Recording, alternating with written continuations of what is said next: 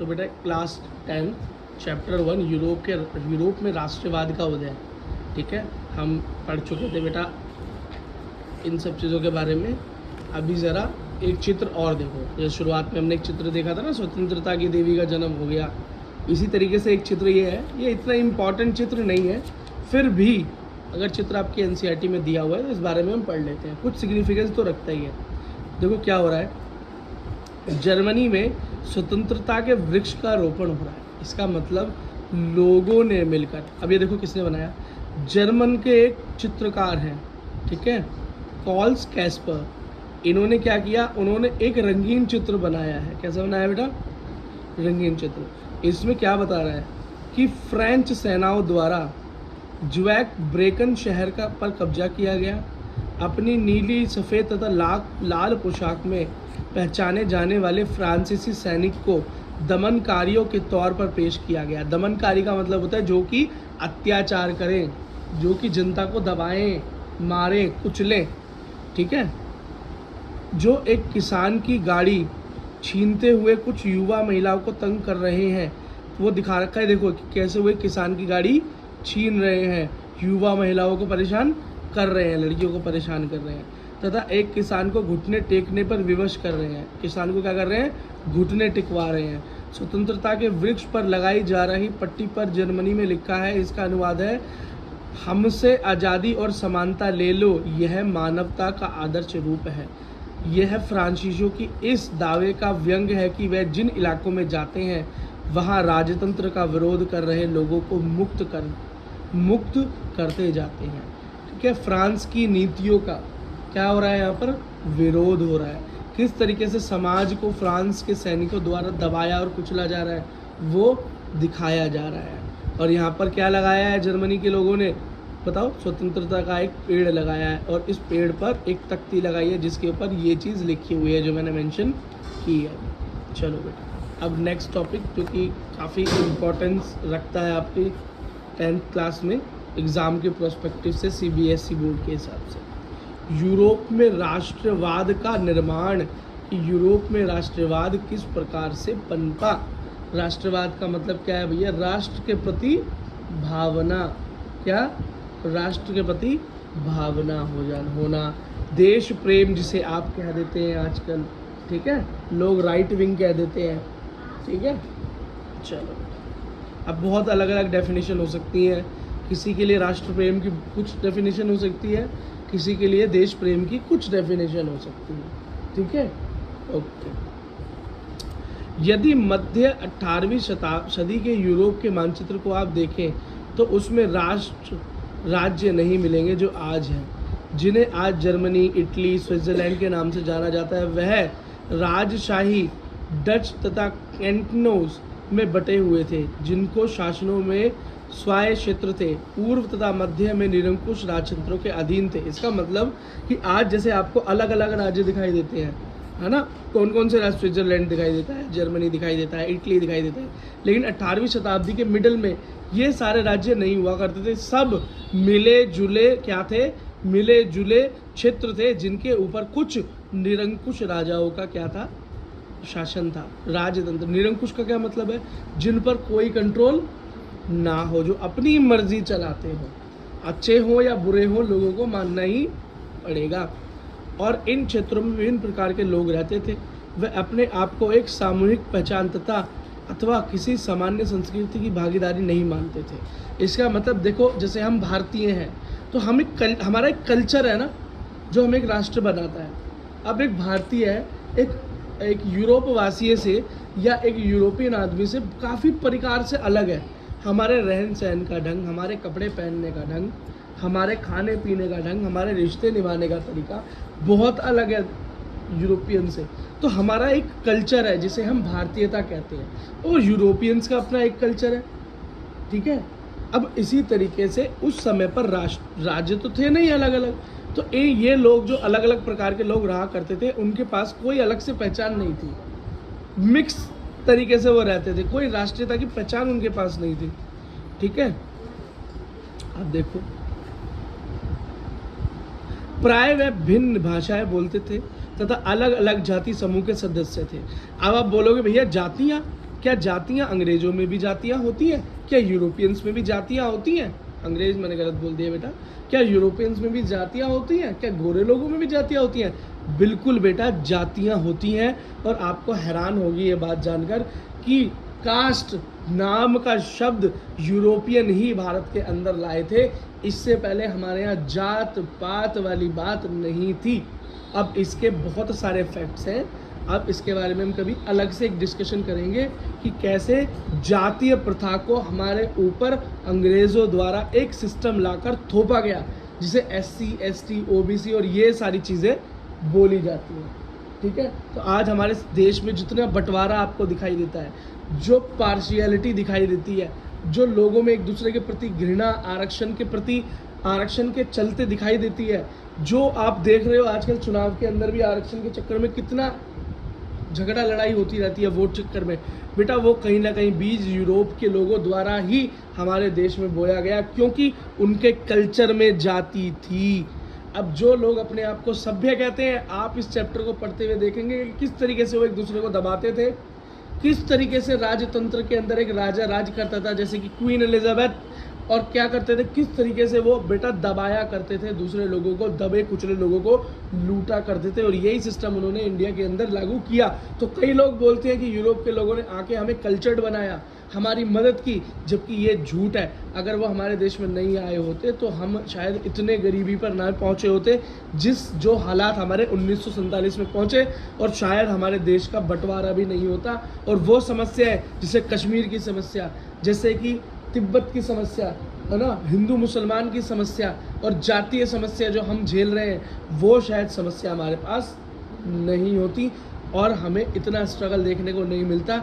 आज भी बेटा हर वर्ष पता नहीं कितने सैनिक हमारे सिर्फ और सिर्फ उस चक्कर में बलि चढ़ जाते हैं जो समस्या यूरोपीय लोगों ने यहाँ पर हमारे कुछ लोगों के सहायता से, ये नहीं कहूँगा खाली उन्होंने किया, हमारे लोगों ने भी इनकी सहायता की। हमारे भी कुछ बड़े लीडर्स ऐसे थे जिन्होंने अपने पर्सनल फ़ायदे के लिए उनके एजेंडा को आगे बढ़ाया और हमें दबाया और हमारे देश का नुकसान किया। और लेकिन मैं आशा करता हूँ कि आने वाले समय में शायद ये समस्याएं हल हो जाएं। चलो बात समझ में आ गई। देखो उदाहरण के तौर पर ऑस्ट्रिया हंगरी पर शासन करने वाला हब्सबर्ग समाज, मतलब इस साम्राज्य का नाम है, ठीक है, हैब्सबर्ग साम्राज्य कोई अलग अलग क्षेत्रों और जनसमूह को मिलाकर बना था।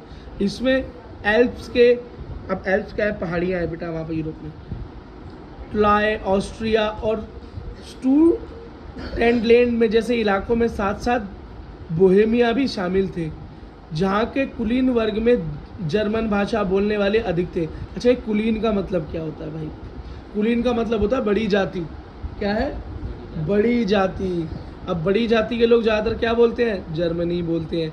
बाकी ये छोटी छोटी बता रखी है ना, ये छोटी छोटी जातियाँ जो बता रखी है, सब मिक्स है जो मिले हुए हैं, है ना। अब क्या लिखा है, हैब्सबर्ग साम्राज्य में लॉम्बार्डी और वेनेशिया जैसे इटावली मतलब इटालियन भाषीय प्रांत भी थे। मतलब कुछ इस तरह के शहर, इस तरह के गांव प्रांत भी थे जिसमें लोग इटालियन बोलते थे। हंगरी में आधे लोग मैग्यार भाषा बोलते थे, जबकि बाकी लोग विभिन्न बोलियां प्रयोग करते थे। गॉलिसिया में कुलीन वर्ग पोलिश भाषा बोलता था, ठीक है।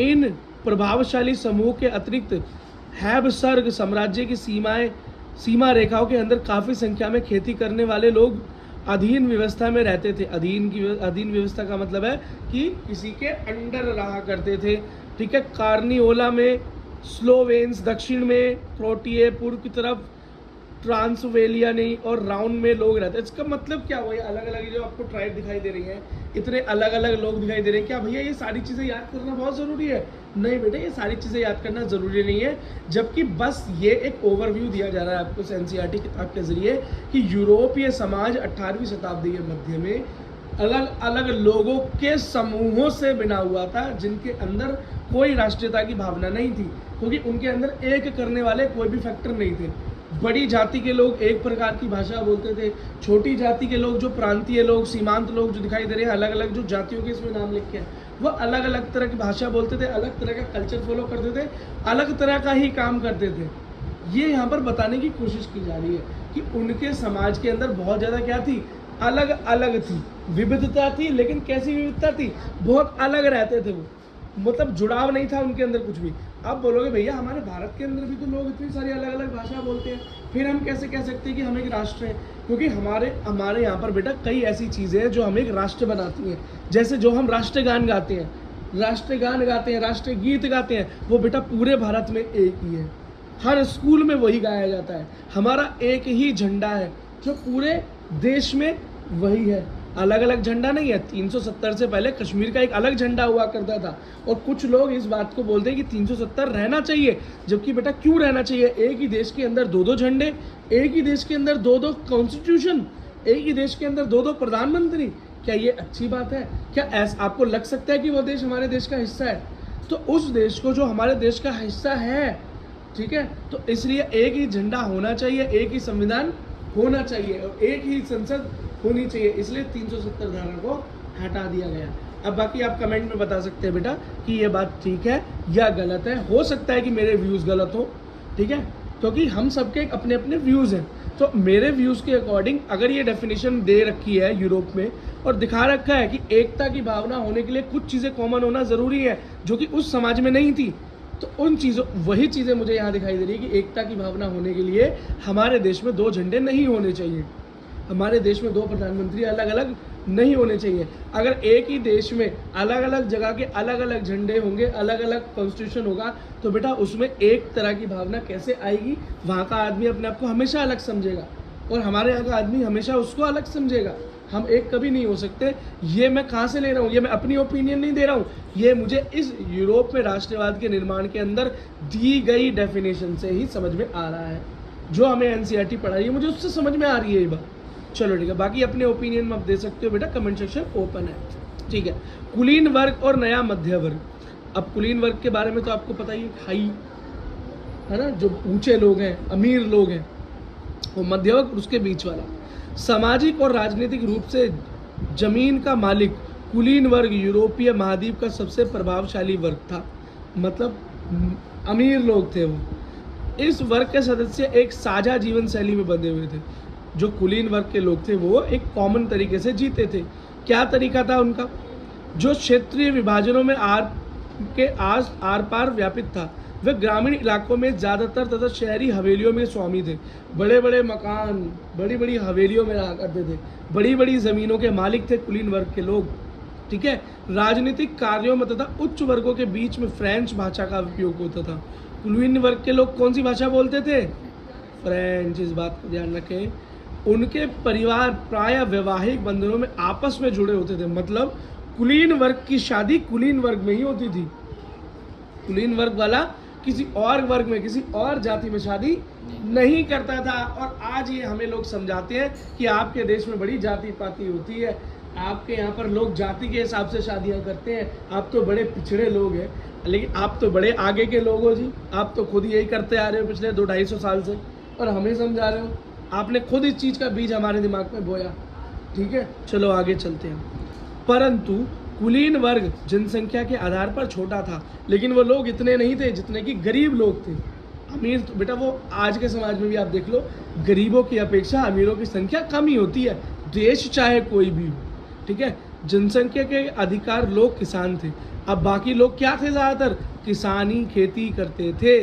पश्चिम में अधिकतर जमीन पर किराएदार और छोटे किसान खेती करते थे, जबकि पूर्व तथा मध्य यूरोप में भूमि जागीरदारों के पास थी, जिस पर भूदास खेती करते थे। ये भूदास कौन होता है भाई? भूदास का मतलब होता है बंधुआ मजदूर, एक ऐसा मजदूर जो आपने खरीद रखा है, बांध रखा है, जो आपकी खेती करेगा जबरदस्ती, आपकी नौकरी करेगा जबरदस्ती, ठीक है। लेकिन क्या है, भूदास का बेटा कोई खेती अपनी जमीन नहीं होती। क्या? अपनी ज़मीन नहीं होती। अब किराएदार वाली खेती क्या है कि भैया आपने किसी की ज़मीन को कुछ साल के लिए, कुछ महीनों के लिए, जब तक आप एक फसल कर रहे हो, आपने किराए पे ले लिया। आपने कहा कि जी मैं किराया दे दूंगा आपको आपकी ज़मीन का, मैं इस पर खेती कर लेता हूँ, जो उगाऊंगा मैं बेचूंगा, आपको मैं पैसे दे दूंगा। लेकिन आजकल हमारे देश में क्या चल रहा है कि लोग कुछ पैसे देकर ज़मीन लेते हैं, लेकिन बदले में एक बात और होती है कि जो भी उगता है उस धरती पर, उसका कुछ हिस्सा भी उस ज़मीन के मालिक को दिया जाता है, ठीक है। बात समझ में आ गई? पश्चिम और मध्य यूरोप में, मतलब यूरोप के हिस्से बता रहे हैं, पश्चिमी मतलब पश्चिम की तरफ और साउथ। अब मध्य यूरोप मतलब मिडल के भागों में औद्योगिक उत्पाद तथा व्यापार में वृद्धि से शहरों का विकास और व्यापार वर्गों में उदय हुआ। इसका मतलब जैसे जैसे मशीनों का आविष्कार हुआ, फैक्ट्रीज लगी, और जहाँ जहाँ फैक्ट्रीज लगी वहाँ से बेटा ग्रामीण इलाकों में रहने वाले लोग आकर बसे मजदूरी करने के लिए। इसी तरीके से बेटा क्या हुआ, वहाँ पर शहरों का निर्माण हुआ। क्या हुआ? शहरों का निर्माण हुआ, है ना। अस्तित्व बाजार के लिए उत्पाद टिका था। अब उत्पाद का मतलब क्या होता है बेटा? फैक्ट्रियों के अंदर जो भी चीज़ बनती है, मशीनों का जो प्रोडक्ट निकलता है उसको उत्पाद कहते हैं। इंग्लैंड में औद्योगिकरण 18वीं शताब्दी के दूसरे भाग में आरंभ हुआ। औद्योगिकरण का मतलब है बेटा कि पूरे इंग्लैंड के अंदर फैक्ट्रियाँ ही फैक्ट्रियाँ चालू हो गई, बड़े बड़े शहर बनने लगे, लोगों का जमावड़ा वहाँ पर होने लगा। क्यों? क्योंकि मशीनों का राज आ गया। अब वो चीज़ जो हाथों से बनती थी वो मशीनों से बनने लगी, जो महीनों में बनती थी वो हफ्तों में बनने लगी, जो हफ्तों में बनती थी वो दिनों में, और जो दिनों में बनती थी वो घंटों में बनने लगी चीज़ें। ठीक है, तो औद्योगिकरण हुआ, बहुत उत्पाद बना, बहुत सामान बना, जिसकी यही वजह थी कि यूरोप बेटा दूसरी कंट्रियों पर ज़बरदस्ती अपने माल को खरीदने की दबाव बनाता था। भारत में ज़बरदस्ती अपना माल बेचते थे, वो लॉज लगाकर बेटा, कानून बनाकर अपना माल यहाँ पर बेचा करते थे, और हमारा कच्चा माल कम से कम दामों में लिया करते थे। कच्चा माल क्या है? जिसका उपयोग करके कोई चीज़ बनाई जाए। मान लो हमारे यहाँ से कपास गया, कपास इंग्लैंड ने खरीदा बेटा 10 रुपये मीटर में, और वहाँ से जब कपड़ा बनाकर आया तो हमें बेचा 100 रुपये मीटर में, जिसके अंदर उनकी लागत शायद 50 रुपये ही लगी हो।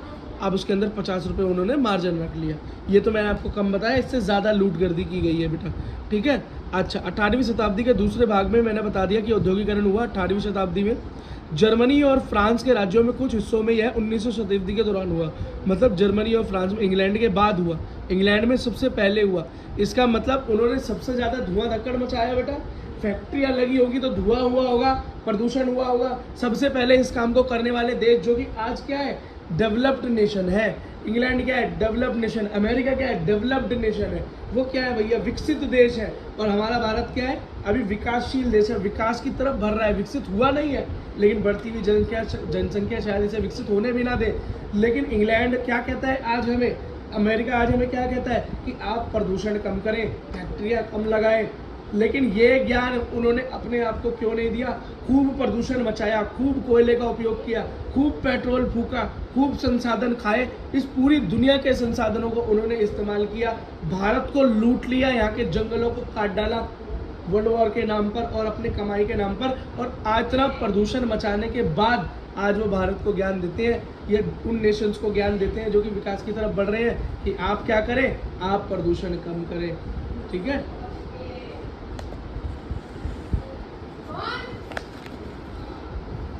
चलो बेटा अब कुछ चीज़ें पढ़ लो। देखो कुछ बेटा बड़ी इंपॉर्टेंट डेट्स हैं, ठीक है, ये सीबीएसई एग्जाम के लिए।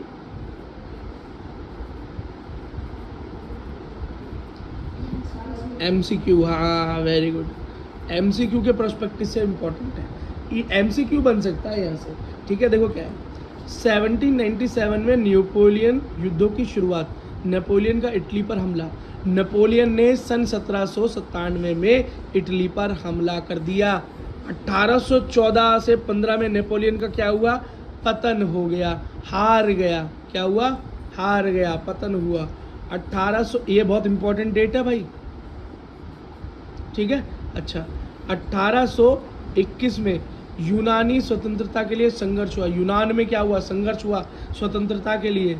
1848 फ्रांस में क्रांति हुई। आर्थिक परेशानियों से ग्रस्त कारीगर, उद्योगी, मजदूर, किसानों की बगावत हुई। किसानों ने क्या कर दिया? बहुत दबाव जो था उनके ऊपर, कुलीन वर्ग का, राजा का, राजशाही का, वो उससे तंग आ गए और उन्होंने क्या कर दिया? बगावत कर दी। मध्य वर्ग संविधान तथा प्रतिनिधित्वात्मक सरकार के गठन और मांग की गई। मतलब अब क्या बोला कि भैया ऐसी सरकार बनाओ जिसके अंदर हमारा प्रतिनिधि हो, किसानों की सुनने वाला हो, मजदूरों की सुनने वाला हो, राजतंत्र बहुत नहीं चलेगा। इतावली जर्मनी, मतलब इटली, जर्मनी, मैग्यार, पोलिश, जैक, ठीक है, चेक रिपब्लिक आदि राष्ट्र राज्यों की मांग करने लगी। समझ में लगा? तो ये 1848 भी एक इम्पॉर्टेंट डेट हुई। 1859 से 1870 इटली एक हो गया। इटली बटा हुआ था पहले, फिर इटली क्या हुआ? एक हो गया।